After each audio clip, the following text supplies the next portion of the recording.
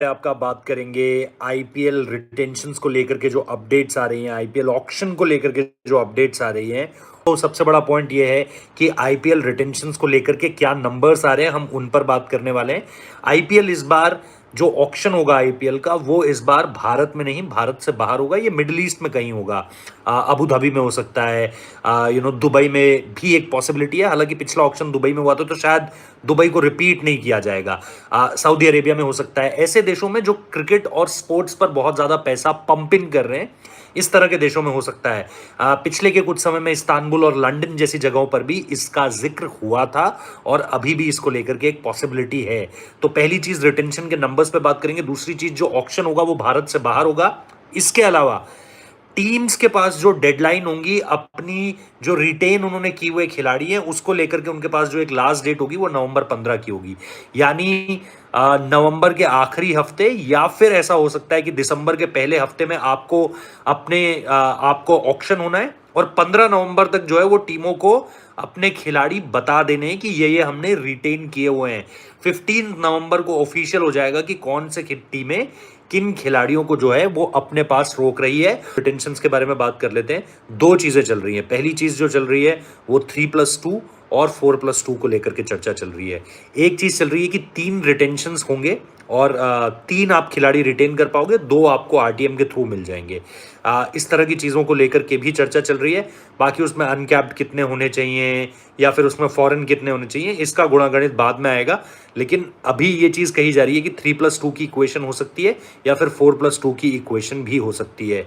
एक शख्स ने यह भी बताया है कि कुल मिलाकर 5 रिटेंशंस होंगे और 5 रिटेंशंस में वो इंक्लूडिंग आरटीएम बोल रहे हैं। तो कुल मिलाकर 3+1 के हिसाब से 4 आप रिटेन कर पाओगे और 1 आपको आरटीएम के थ्रू जो है वो अपने पास आता हुआ मिलेगा। तो कुल मिलाकर के अभी 3 तरह के समीकरण जो हैं वो आपको बनते बिगड़ते हुए दिखाई दे रहे हैं, जहां तक बात है आईपीएल रिटेंशंस को लेकर के। फ्रेंचाइजीज को अपने रिटेन प्लेयर्स की लिस्ट 15 नवंबर तक सौंपनी है। ये चीजें क्लियर होती हुई नजर आ रही हैं।